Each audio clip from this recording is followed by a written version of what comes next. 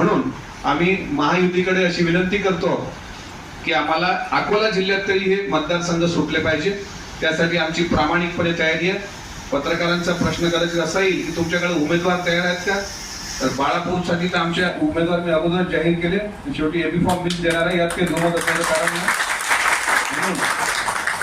संदीप दादा सारखा एक सक्षम नेता या जिल्ह्यामध्ये बाळापूर पातूर विधानसभा मतदारसंघाचं त्यांनी नेतृत्व करावं ही माझ्यासारख्या त्यांच्या सोबत असलेल्या सहकार्याची पण भावना आहे। मागेही बोलून दाखवलं आणि स्वतः उपमुख्यमंत्री अजित दादांसोबत मी दोनदा या निमित्तानं बैठक घेतली आणि दादांनी पण काम करायला सांगितलं। आमचं बाळापूर पातूर विधानसभा मतदारसंघावर पूर्णपणे लक्ष आहे आणि संपूर्ण ताकदीनं राष्ट्रवादी काँग्रेस पक्ष तो मतदारसंघ लढेल आणि तितक्याच ताकदीनं जिंकेल सुद्धा। त्यामुळे हा विश्वास आम्हाला आहे।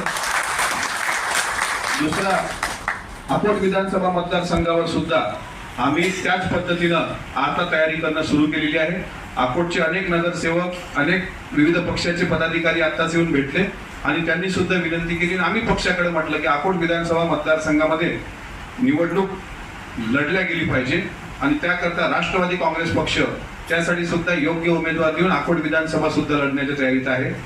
आणि लवकरच एक मोठा पक्षप्रवेश एका अकोल्यातीलच एका चांगल्या व्यक्तीचा राष्ट्रवादी काँग्रेस पक्षात भाऊ घातला असल्यामुळे मूर्तिजापूर करता कोणाचं नाव आहे ते आम्ही अजून सांगणार नाही, ते अद्याप गुलदस्त्यात ठेवावं। आणि अकोला पश्चिमची सुद्धा राष्ट्रवादी काँग्रेस पक्ष तयारी करतो आहे। त्याच्यामुळे या सर्व जागा आमची ताकद ग्रामीण भागात नक्कीच आहे। आज अकोला लोकसभेमध्ये जे खासदार अनुप धोत्रे साहेब निवडून आले त्यांना सुद्धा त्यांच्या विजयामध्ये सिंहाचा वाटा हा राष्ट्रवादी काँग्रेस पक्षाचा आलेला आहे, हे तेही नाकारत नाही। त्यामुळं महायुतीत जर एकत्र लढलो तर एकूण विधानसभा मतदारसंघापैकी सन्मानजनक जागा या राष्ट्रवादी काँग्रेस पक्षाला मिळाल्या पाहिजे। त्यासाठी जीवाचं रान करून आम्ही महाराष्ट्रामध्ये अकोला जिल्हा राष्ट्रवादीचा एकेकाळचा बालेकिल्ला होता, तो बालेकिल्ला नंतर ढासळला, पण परत तो नव्याने तयार करण्याकरता आणि आदरणीय अजितदादांच्या नेतृत्वावर विश्वास ठेवून तळागाळातील शेतकरी, कष्टकरी, श्रमकरी, गोरगरीब लोकांच्या हक्कासाठी आम्ही या पक्षाची मजबूत मोठ या जिल्ह्यात बांधणार आहोत आणि त्या अनुषंगाने आम्ही काम सुरू केलेलं आहे। आणि वाढदिवसाचा दिवसच त्या निमित्ताचा असतो, हे काही सोहळे नसतात किंवा या दिवशी फक्त म्हणजे केक कापणं हाच एवढाच उद्देश माझ्या जीवनाचा नाही। तर आज जी जबाबदारी आपण सर्वांनी वाढवली त्याबद्दल मी आपले आभार मानतो।